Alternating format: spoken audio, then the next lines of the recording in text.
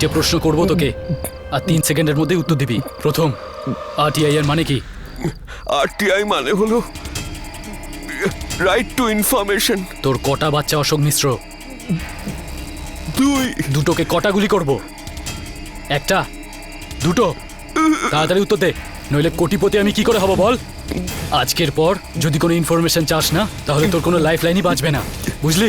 বল হ্যাঁ, বল বল হ্যাঁ।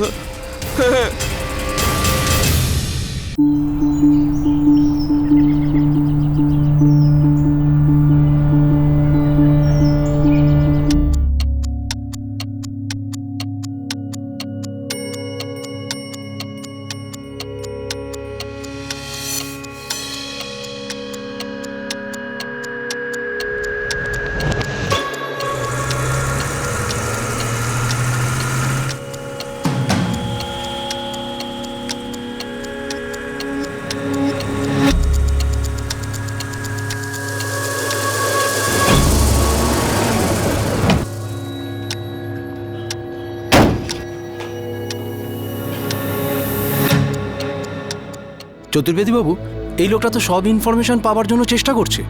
কিরকম ইনফরমেশন অবস্থি? আরে সব কিছুরই, গ্রামের রাস্তা, বিদ্যুতের পোল, সব কিছুই পুরো ডিটেলস চাইছে। ডক্টর ওম প্রকাশ তিওয়ারি হিরোগিরি করার খুব শখ হয়েছে। এও অশোক মিশ্রর পথেই হাঁটছে দেখছি। আপনি তো জানেনই চতুর্বেদী বাবু যে এই আরটিআই অ্যাপ্লিকেশনের জবাব আমাকে দিতেই হবে। তাহলে দিয়ে দিন না। কি বলছেন কি আপনি? এর জবাব দেওয়ার মানে হচ্ছে নিজের জীবনের ঝুঁকি নেওয়ার সমান হয়ে দাঁড়াবে। ও তো কোর্ট অবধি যাবে। আপনি তো জানেনই পেপারে যেটা হয় সেটা গ্রাউন্ডে হয় না। এর জন্য আঙুল আপনার দিকেই উঠবে। ভগবান গৌতম বুদ্ধের সময় একজন লুণ্ঠনকারী ছিল, নাম ছিল অঙ্গুলিমাল। লোকেদের আঙ্গুল কেটে মালা বানাতো আর গলায় পরে ঘুরে বেড়াতো। কি বুঝলেন?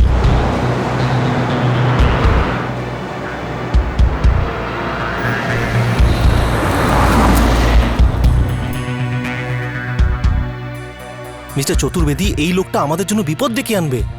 আমি ওর অবস্থা এমন করে দেব যে ওঠার জন্য 4টে কাঁধের দরকার পড়বে। জানি না এর মাথায় কি পোকা ভরা আছে, বেরিয়ে পড়েছে সমাজ শুধরাতে। ওর সামনে হাত জোড় করে জিজ্ঞেস করি, দাদা কি এসে যায় আপনার এতে? জান না আপনি চুপচাপ নিজের ঘরে থাকেন।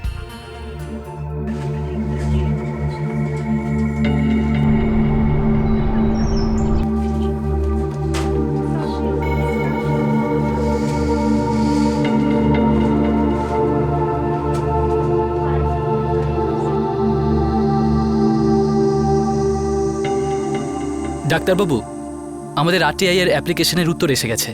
পরে পড়ছি, হাইলাইটসগুলো বলো কি কি আছে। স্যার, এটা অনুযায়ী 3টে চেক ড্যাম তৈরি হয়েছে, 50টা ইলেকট্রিকের পোল বসানো হয়েছে, আর 60টা রাস্তাতে কংক্রিট ফেলা হয়েছে। আর জনতার চোখে ধুলো দেওয়া হয়েছে। প্রতিটা সরকারি প্রজেক্টের জন্য লক্ষ লক্ষ, কোটি কোটি টাকা আসে। সব টাকা যায় এদের পকেটে। দেখি,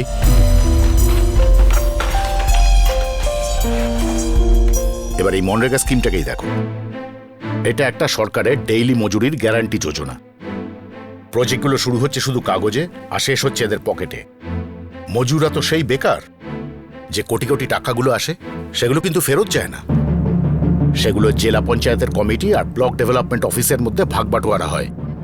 আসলে এই মনরেগা তো গ্রামবাসীর জন্য রোজগার যোজনা নয়, এটা বরং ওদের করাপশনের জন্য গ্যারান্টি স্কিম। স্যার, এই দেখুন, এখানে 300 কোটি টাকা জালিয়াতি হয়েছে। সতীশ, একটা আরটিআই অ্যাপ্লিকেশন করা যাক রবার্টগঞ্জের মনরেগা স্ট্যাটাসের ব্যাপারে। সত্য হলেও মহাত্মা গান্ধীর নাম এতে জড়িত।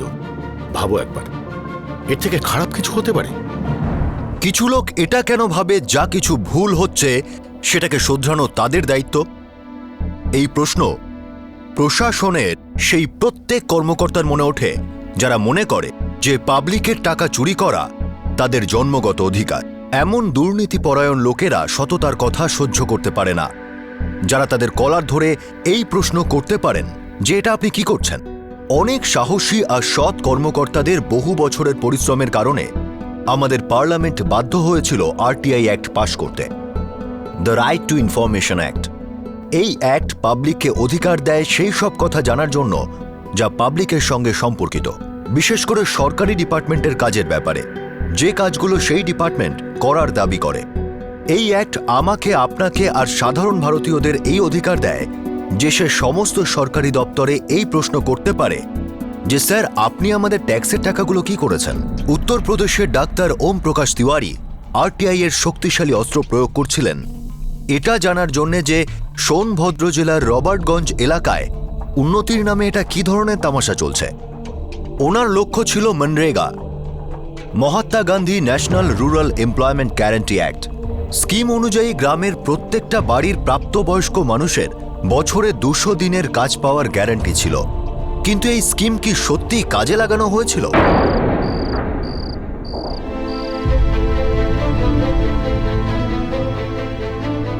আমার কাছে রবার্টগঞ্জের প্রত্যেক অধিবাসী ডিটেইল আছে যারা রোজগারের যোগ্য। এটা এই জন্য যে আমি প্রত্যেকটা মানুষের রেশন কার্ড আর বিপিএল কার্ডের জন্য সাহায্য করেছিলাম। এতেও জেলা পঞ্চায়েত কমিটি আর ব্লক ডেভেলপমেন্ট অফিস প্রচুর বাধা দিয়েছিল। আপাতত আমি জানতে চাই এই মনরেগা স্কিমের আন্ডারে কতজন গ্রামবাসী উপকৃত হয়েছে, আর যতদূর আমি জানি একজন গ্রামবাসীও এই স্কিম থেকে কাজ পায়নি, না পেয়েছে মজুরি।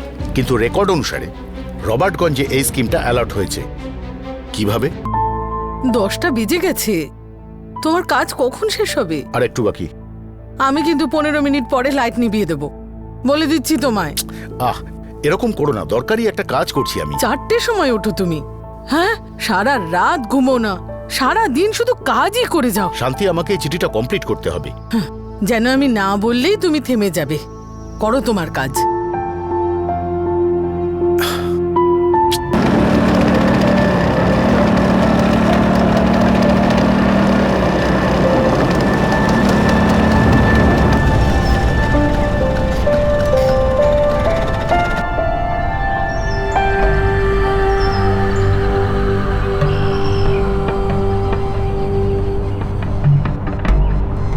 গুড মর্নিং ডাক্তারবাবু। Good morning. কে এসেছে? জেলা পঞ্চায়েতের সেক্রেটারি এসেছেন, ভেতরে বসে আছেন। নমস্কার ডাক্তারবাবু। নমস্কার। কি ব্যাপার সেক্রেটারি বাবু, দুশ্চিন্তাগ্রস্ত দেখাচ্ছে? কোথাও গ্যাস আর বদহজম একসাথে হয়ে যায়নি তো? এত খান তবু ঠেকুরও তোলেন না। আসলে একলা একলাই খেতে হয় তো ডাক্তারবাবু, কিছুটা আপনিও যদি আমাদের সঙ্গে ভাগ করে খান তো 2 কোটিতে পেট ভরে যাবে না? কবে আর কখন পাঠাবো বলুন? বলবো? তাহলে শুনুন চতুর্বেদী বাবু, আমাকে যে ঘুষ খাবার কথা বলছেন সেটা আমার খারাপ লাগেনি, একদমই লাগেনি। এই নোংরা একেবারে ওপর পর্যন্ত আছে, আর আপনি হলেন তার একটা ছোট্ট ছোট্ট অংশ। আপনারা শুধু ঘুষই খাচ্ছেন না, গ্রামের ভবিষ্যৎটাকে খাচ্ছেন। এই মনরেগা স্কিম রবার্টগঞ্জের ভবিষ্যৎটাকে বদলে দিতে পারে। শুধু আমাদের রবার্টগঞ্জ কেন ডাক্তারবাবু, পুরো জেলার অবস্থা ফিরে যেতে পারে, পুরো ইউপির, পুরো ভারতবর্ষের। কিন্তু এই স্কিম ভারতবর্ষে লাগু হচ্ছে না, আর দেশ এভাবে চলে না। আর না আপনার মতো আরটিআই রাজা হরিশ্চন্দ্রের কারণে চলে। দেশ চলে একটা যুগলবন্দির ফলে, ভোট আর নোট। যখন এই দুটো মিলে দাদা থই থই করে তখন চলে দেশ। আপনি দেশের নয় সরকারের কথা বলছেন। একই ব্যাপার, সরকার আছে তো দেশ আছে।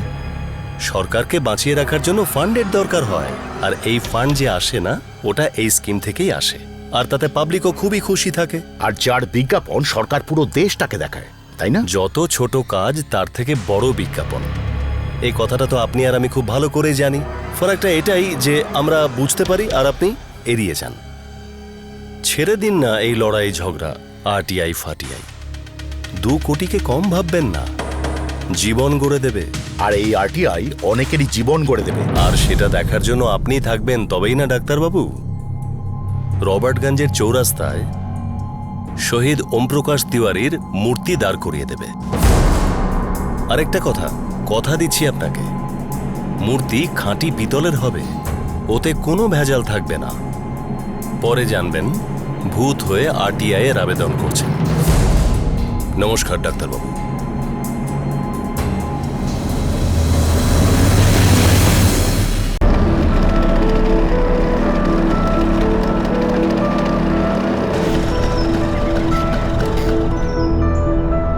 ডাক্তারবাবু, আপনি জেলা পঞ্চায়েত আধিকারিকের উপর হুমকি দেওয়ার অভিযোগ করছেন? আগে হ্যাঁ, এবং আমার ক্লিনিকে ঢুকে। আমি আপনার কমপ্লেনটা লিখে নিচ্ছি। আপনার সুরক্ষার আবেদন আমি ডিএম স্যারের অফিসে পৌঁছে দেব। স্যাংশন হলেই আমি হাবিলদার পাঠিয়ে দেব। ইন্সপেক্টর, আমার নিজের প্রাণের মায়া নেই, কিন্তু ওই লোকটা যা কিছু করছে সেটা ক্রিমিনাল। আমি বুঝতে পারছি স্যার, কিন্তু পুরো ব্যাপারটা আপনি যেটা বলছেন সেটা সবই আপনার ক্লিনিকের ভেতরে হয়েছে। কোনো ভাঙচুর হয়নি, কোনো রেকর্ডিং নেই, কোনো সাক্ষীও নেই। আমি প্রশ্ন করব, কিন্তু উনি তো সব অস্বীকার করবেন। আসলে জোর করে তো কোনো চার্জশিট ফাইল করা যায় না স্যার। ডাক্তারবাবু, আপনি আমাদের এলাকার মানুষের অনেক উপকার করেছেন। আমি জানি, আমি আপনাকে যথেষ্ট শ্রদ্ধাও করি। আমি আপনাকে রক্ষা করব, আর এই লড়াইয়ে আপনার পাশে সবসময় আছি আমি। ইন্সপেক্টর, যদি সাহায্য করতেই চান তাহলে জনতার পয়সা এরকম ছিনিমিনি খেলাকে বন্ধ করুন। সরকারি স্কিমগুলোকে তাদের কাছে পৌঁছাতে সাহায্য করুন।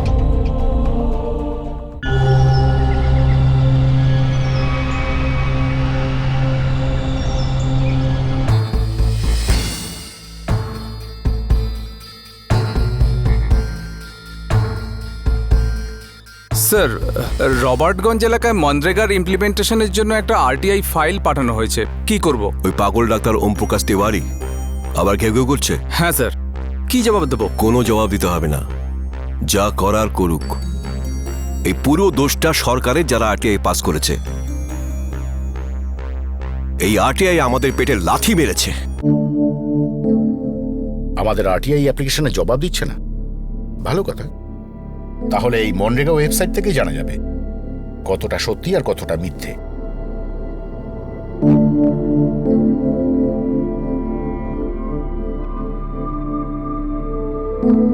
খেতে দিয়ে দিয়েছি তো, তোমরা আগে খাবারটা খেয়ে নাও, তারপর কাজ করো।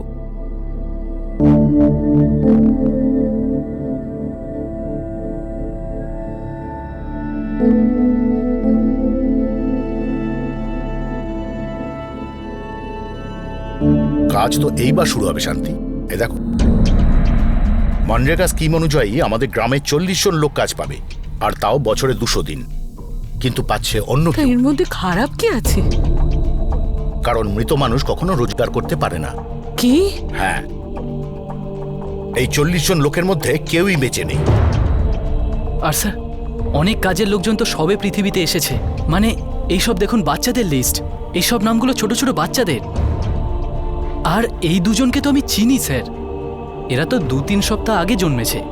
বুঝলে শান্তি, জেলা পঞ্চায়েত কমিটি আর ব্লক ডেভেলপমেন্ট অফিস এই স্কিমের পুরো টাকাটাই আত্মসাৎ করছে, আর এই জন্যই আমাদের আরটিআই এ জবাব দিচ্ছে না। কিন্তু আমি চুপ করে থাকবো না, লড়বো। দেখো, আমি তোমার জেদ ভালো করেই জানি, কিন্তু একটা কথা তুমি মনে রেখো, প্রাণ থাকলে তবে তো জেদ।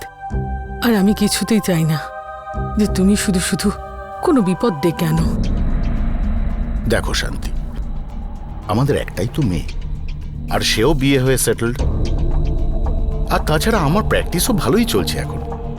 তোমার বাকি জীবনটা আরামেই কেটে যাবে আমার এই সেভিংসে। কি বলতে চাইছো তুমি? এটাই যে যদি আমার কিছু হয়ে যায় তাহলে হোক, কিন্তু ওদের নোংরামিগুলো তো সামনে আসবে। যদি আমার মৃত্যুতে গ্রামবাসীদের উন্নতি হয়, তাদের ভবিষ্যৎ গড়ে ওঠে, তাহলে সেই মৃত্যুতে আমার কোনো আপত্তি নেই।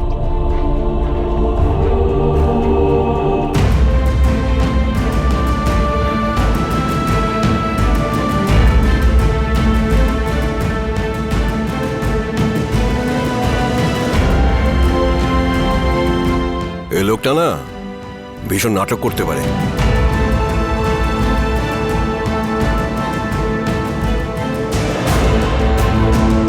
আরে অনশন করবি তো কর, তা বলে একেবারে অফিসের বাইরে? আপনাকে তো আমি আগেই বলেছিলাম শেষ করে দিচ্ছি, কিন্তু আপনি তো কোনো কথাই শুনলেন না। আরে না না মিস্টার চতুর্বেদী, ও যদি মরে যায় চারিদিকে আগুন লেগে যাবে। আর যদি বেঁচে থাকে না, তো আমাদের পিছনে আগুন লাগিয়ে দেবে। ডাক্তার ওম প্রকাশ তিওয়ারির অনশনের কারণে রাজ্য প্রশাসন সোনভদ্র জেলায় চলতে থাকা মনরেগা কেলেঙ্কারির এনকোয়ারি করতে বাধ্য হল। রাজ্যের কোয়ালিটি কন্ট্রোল অফিসারকে এনকোয়ারি কমিশনের প্রধান নিযুক্ত করা হলো। আর এনকোয়ারির ফলে জানা গেল এই কেলেঙ্কারির অনেক সত্যি।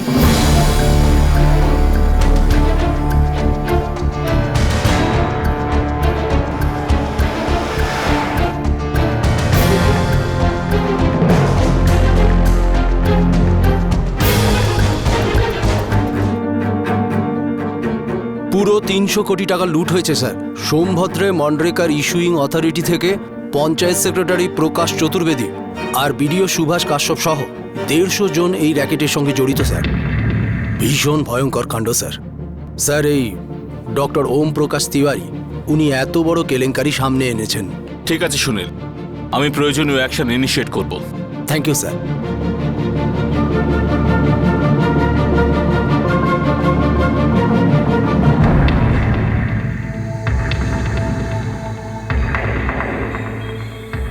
ডক্টর ওম প্রকাশ তিওয়ারি, আপনি তো মৌমাছির চাকে হাত ঢোকাচ্ছেন।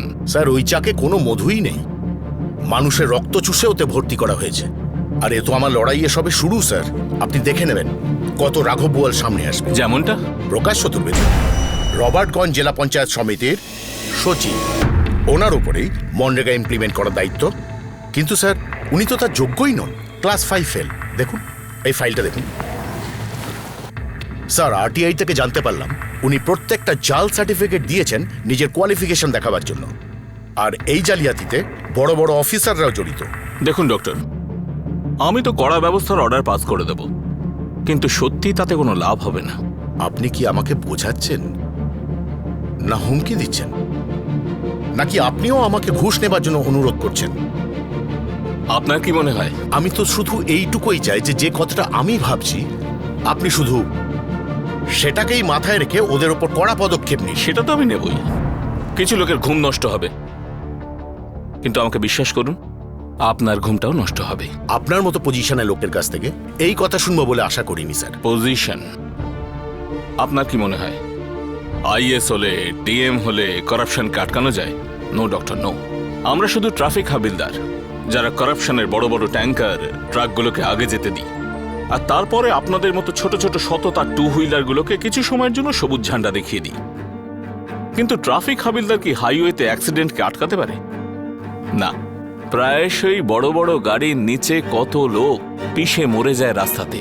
কিন্তু আপনি যে রাস্তায় হাঁটছেন ডক্টর ওম প্রকাশ তিওয়ারি, সেটাতে আপনার জন্য পার্মানেন্ট রেড সিগন্যাল রয়েছে। আমি নিজের তরফ থেকে অ্যাকশন নিতে শুরু করব ডক্টর, কিন্তু মনে রাখবেন পরবর্তী রিয়াকশন কন্ট্রোল করতে পারবো না।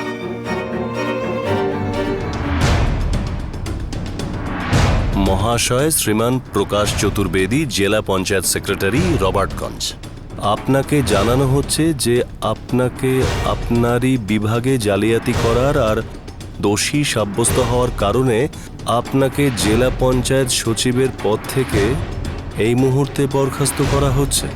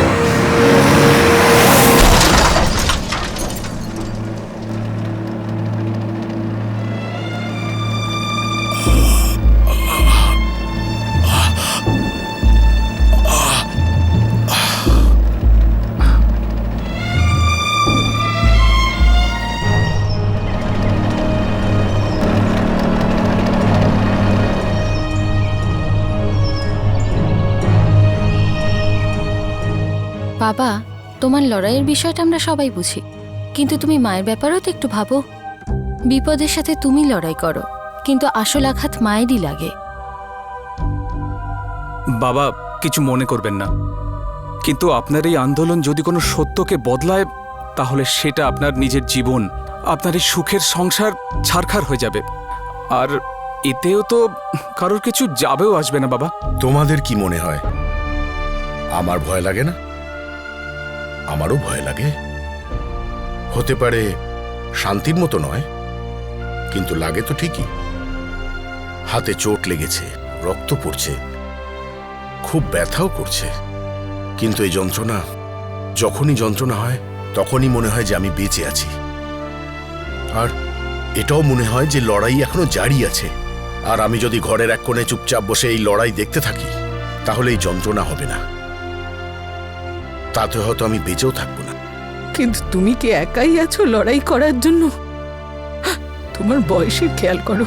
ভালোবাসার যুদ্ধে বয়স দেখা হয় না শান্তি। বয়স বাড়ার সঙ্গে সঙ্গে আমাদের ভালোবাসাও কমেছে কি? আমার এই লড়াই ভালোবাসার লড়াই। আমি আমার নিজের লোকেদের ভালোবাসি, আমি আমার দেশকে ভালোবাসি। আর ভালোবাসার তো কোনো এক্সপায়ারি ডেটও হয় না।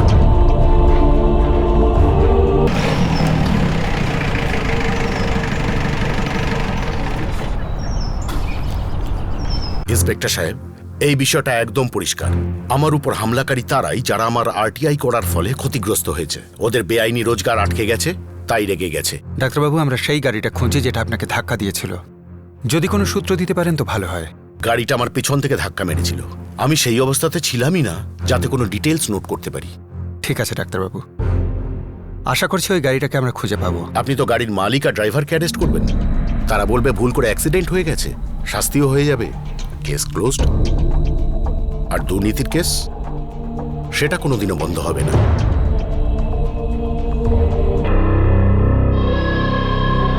স্যার, আজ পর্যন্ত এমন কখনো হয়নি যে মানুষের সুপারি নিয়েছি সে তো রাস্তাতেই দম হারিয়ে দেয়।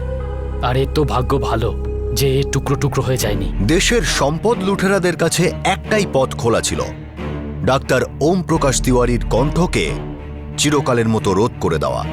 ওনার পরিবারে চলতে থাকা অশান্তি সত্ত্বেও গুরুতরভাবে আহত ডাক্তার ওম প্রকাশ নিজের লড়াই থেকে পিছিয়ে আসতে রাজি ছিলেন না। যে লোকগুলোকে উনি লক্ষ্য বানিয়েছিলেন তাদের বরখাস্ত তো করা হয়েছিল, কিন্তু তারা ডাক্তার ওম প্রকাশের নিঃশ্বাস বন্ধ করার জন্য উঠে পড়ে লেগেছিল। এই লুটেরারা যদি চাইতো তাহলে তাদের হাতের পুতুলদের ওই পদগুলোয় বসিয়ে তাদের লুটপাট একইভাবে চালিয়ে যেতে পারত। কিন্তু ডাক্তার ওম প্রকাশ এই পুতুলগুলোর দড়িও কাটার জন্য প্রস্তুত হয়ে গিয়েছিলেন। লুটেরাদের কাছেও একটাই উপায় ছিল, যে ডাক্তার ওম প্রকাশের লাইফলাইনটাও কেটে দেওয়া।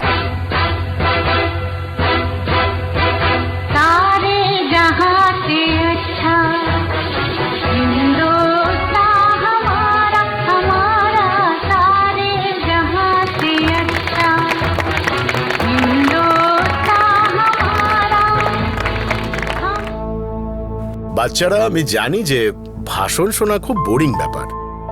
আমি যখন তোমাদের মতো এত ছোট ছিলাম তখন তো অনেকবার ভাষণ শুনতে শুনতে দাঁড়িয়ে দাঁড়িয়ে ঘুমিয়ে পড়তাম। কিন্তু এখন আমাদের ঘুম নয়, জাগতে হবে, আর জাগাতে হবে দেশকে। তোমরা জিজ্ঞেস করবে কিভাবে, আমরা কিভাবে জাগাতে পারি? জাগাতে পারবে। শুরু করতে হবে নিজের বাড়ি থেকে, নিজের বাবা মাকে একটা সহজ প্রশ্ন জিজ্ঞেস করে। যখনই বাবা মা তোমার জন্য কোনো জিনিস কিনে আনবে, গিফট কিনে আনবে, তাদের জিজ্ঞাসা করো, মা, বাবা, তুমি যে এই জিনিসটা আমার জন্য কিনে এনেছো, এটা কি তোমার সৎ পথে রোজগার করা টাকা দিয়ে কেনা?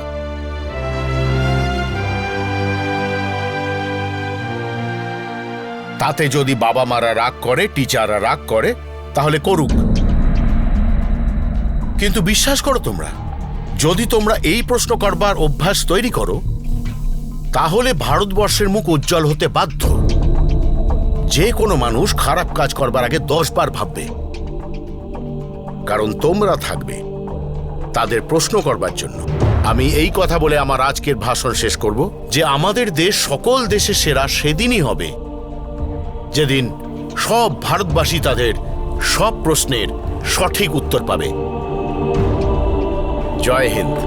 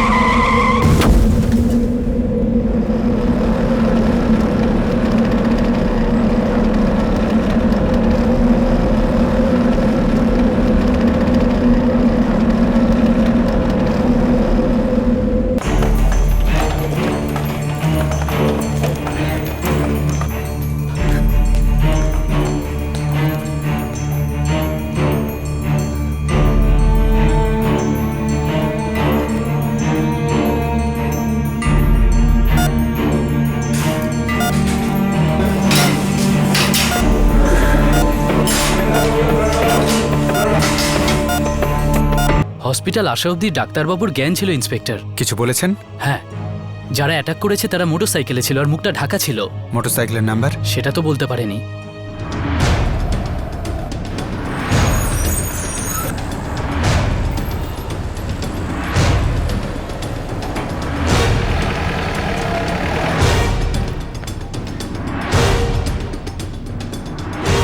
চল চল।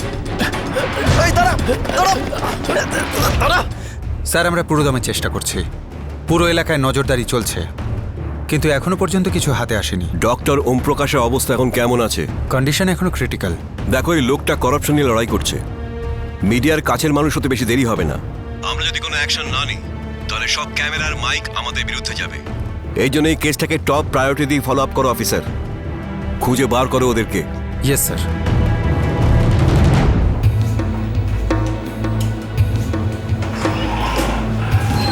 ডক্টর ওম প্রকাশ তিওয়ারি কিছুদিন আগেই আপনাদের বিরুদ্ধে একটা কমপ্লেন লিখিয়েছিলেন। আমার বিরুদ্ধে? আমি কি করলাম? আপনি ওনাকে প্রাণে মারার হুমকি দিয়েছিলেন। দেখুন ইন্সপেক্টর সাহেব, আমার আর ডাক্তারবাবুর মধ্যে যে বনিবনা হতো না এটা আমি মানছি, কিন্তু এই হুমকির ব্যাপারটা একদম মিথ্যে। কোথাও একটা ভুল হচ্ছে। দেখুন, ডাক্তারবাবুর শত্রুদের লিস্টটা কিন্তু অনেক বড়।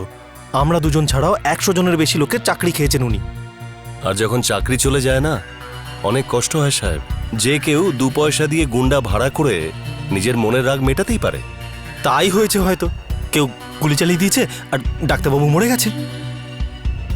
উনি এখনো বেঁচে আছেন। যাকে রাখে হরি তাকে মারে কে। ভাগ্যে যখন ওনার দীর্ঘ জীবন লেখাই আছে, তখন সেটাকে ভোগ করেই তো যাবেন ডাক্তারবাবু। এমনিতে মানুষটা ভালো। দেখুন, খারাপ তো আমরাও না, মানছি আমরা একটু ছোটখাটো ঘুষ খাই, কিন্তু কাউকে প্রাণে মারার পাপ আমরা করব না। সরকারি স্তরে চলতে থাকা দুর্নীতি আর জালিয়াতির বিরুদ্ধে লড়তে থাকা সাধারণ মানুষের উপর আক্রমণ এখন বেশ সাধারণ ব্যাপার। এই সব ঘটনা স্বাধীনতার আগেও হতো, কিন্তু তখন সেই সাধারণ মানুষদের ফ্রিডম ফাইটার বলা হতো। কিন্তু স্বাধীনতার পরে সত্য আর সততার মশালধারীদের সুপারি কিলিংয়ের সাহায্যে শেষ করে দেওয়া হচ্ছিল। সরকারি গালিচার নিচে যারা নিজেদের দুষ্কর্ম চাপা দেয়, আরটিআই অ্যাক্ট তাদের সর্বনাশ করে দেয়। এই অ্যাক্ট তাদের দুর্নীতিকে প্রকাশ্যে নিয়ে আসে, তাদের অনেক প্রশ্নের উত্তর দিতে বাধ্য করে, আর সেটাও পাবলিক আর মিডিয়ার সামনে। আরটিআই অ্যাক্টের ব্যবহার করে সত্যিকে তুলে ধরতে গিয়ে অনেক সৎ সৈনিক শহীদ হয়েছেন। আর এবার পালা ছিল ডাক্তার ওম প্রকাশের। তার উপর দ্বিতীয়বার প্রাণঘাতী আক্রমণ হলো, কিন্তু ভাগ্য তার কবচ হয়ে তাকে রক্ষা করল। ডাক্তারবাবু, উনি কেমন আছেন? He is a fighter. Doctor Om Prakash বেঁচে যাবেন, আপনারা চিন্তা করবেন না। গুলির নিশানা ব্রেন ছিল, কিন্তু ভাগ্য বলো যে গুলি একেবারে কান ছুঁয়ে বেরিয়ে গেছে। আমরা কি বাবার সাথে কথা বলতে পারি? হ্যাঁ, অবশ্যই কথা বলতে পারেন।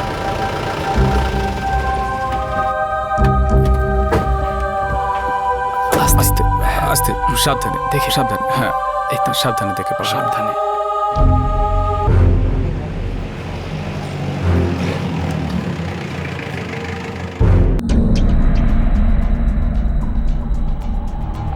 দুজন কনস্টেবল প্রত্যেক শিফটে। Yes, sir. ডাক্তারবাবুকে 24 ঘন্টা সুরক্ষা দিতে হবে। Yes sir. আমরা খুনি, রেপিস্ট যারা স্ক্যাম করেছে কাদের আমরা সুরক্ষা দিইনি। এই মানুষটা ভালো কিছু করতে চান, কিছু বদলাতে চান, এনার সুরক্ষা আমাদের দেখতেই হবে। আস্তে আস্তে শুয়ে পড়ো।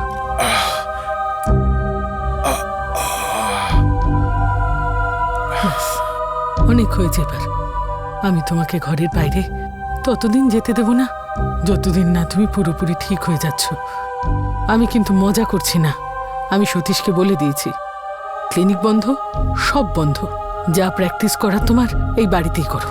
ওই লোকগুলো আমাকে এই নিয়ে 2বার মারবার চেষ্টা করলো, আর আমি 2বারই বেঁচে গেলাম। এর মানে আমার ভাগ্য ষড়যন্ত্র করছে। ভাগ্যও চাইছে যাতে আমি কাজ করে যাই। আর তাছাড়া যে টিমের ভাগ্য সদয় থাকে সেই টিম কখনো হারে না। তোমরা আমার জন্য চিন্তা করা ছেড়ে দাও, সব ঠিক হয়ে যাবে। তোমার চিন্তা করব না? না, এ তো হতে পারে না। বরং আমি তোমায় বলতে চাই যে তুমি কিছুদিনের জন্য কিচ্ছু করো না, সব নিজে থেকেই ঠিক হয়ে যাবে। হ্যাঁ শান্তি, ছোটখাটো চোটগুলো নিজের থেকেই সেরে যায়, কিন্তু ক্ষতগুলো তুমি নয়। কি পৃথিবীর একমাত্র ডাক্তার যে এই পৃথিবীর সমস্ত ক্ষত সারাবে? হ্যাঁ, তুমি কি ওষুধ ওদেরই দেবে? যারা তোমার উপর বন্দুক উঠিয়েছে? বাবা, এই লড়াইয়ে আপনি একেবারে একা। এটা আপনি দেখতে পাচ্ছেন না? আমাদের বাড়ি যাতে সুন্দর লাগে সেই জন্য রোজই পরিষ্কার করতে হয়। মা তার সন্তানদের যত্ন করে খাওয়ায় যাতে তাদের স্বাস্থ্য ভালো থাকে। সবাই নিজের নিজের কাজ করে চলে। আমিও সবার মতো কাজ করছি, আর ভালো কাজ করা সমস্ত লোক আমার সাথে রয়েছে। আমি একা নই। বাবা, তোমার আর ওদের মধ্যে তফাৎ আছে। ওরা যা করে তা ওদের রক্তের সম্পর্কের জন্য, নিজের পরিবারের জন্য। আমি জানি যে তুমি কি বলবে, যে গ্রাম শহর দেশ এই সবই আমাদের বাড়ির মতো। কিন্তু বাবা, ব্যাপারটা তা নয়। আর কাল যদি তোমার কিছু হয়ে যায় তাতে ক্ষতিটা আমাদের হবে, দেশের হবে না। কিন্তু বাবা, স্বাধীনতার লড়াই আলাদা ছিল, তখন আমরা গোলাম ছিলাম। আজও কি আমরা স্বাধীন? আজও আমরা গোলাম সেই মানসিকতার যে সবকিছু ঠিক আছে। আমরা গোলাম সেই মানসিকতার যে কি যায় আসে। আমরা গোলাম সেই ভয়ের যে জীবনকে কেন বিপন্ন করব। আমরা গোলাম দুর্নীতির, গোলাম দুর্নীতিগ্রস্ত মানুষদের। অভিষেক, স্বাধীনতার সবচেয়ে বেশি প্রয়োজন আমাদের আজকের দিনে। আর স্বাধীনতা এমনি আসে না, তাকে অর্জন করতে হয় লড়াই করে।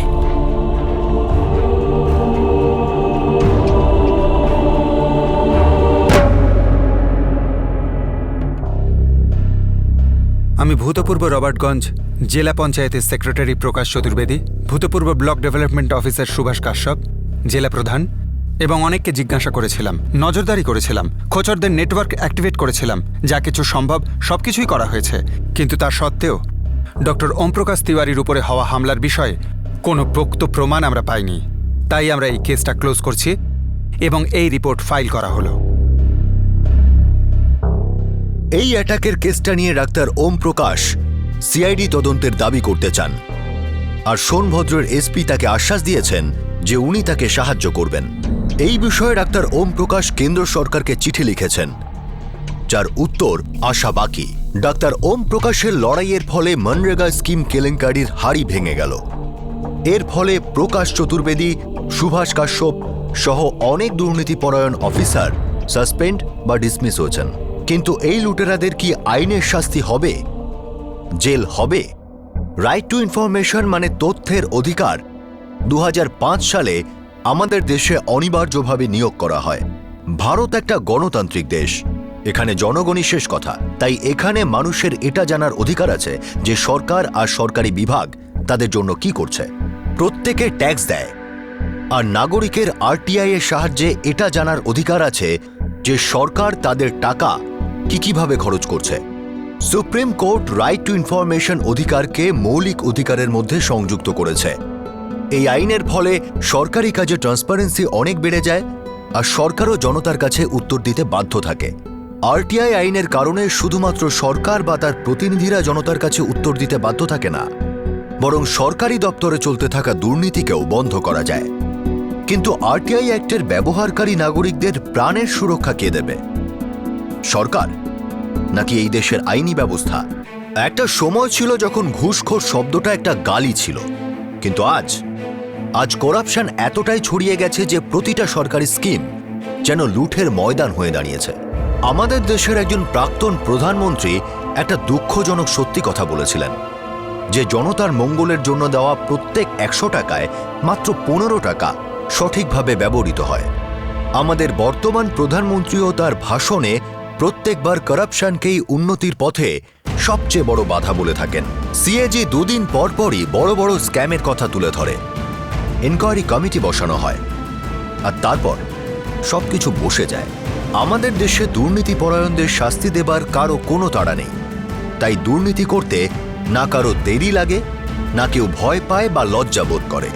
আর এই অবস্থায় যদি একটা বাচ্চা এই প্রশ্ন তোলে যে মা বাবা তোমরা যে আমাকে এত দামি জিনিস কিনে দিয়েছ, এত দারুণ একটা হলিডে আমরা এনজয় করলাম, বা আমার বার্থডে যেটা আমরা এত ধুমধাম করে পালন করলাম, এই সমস্ত কিছুতে খরচ হওয়া প্রত্যেকটা টাকা কি সৎপথে উপার্জন করা?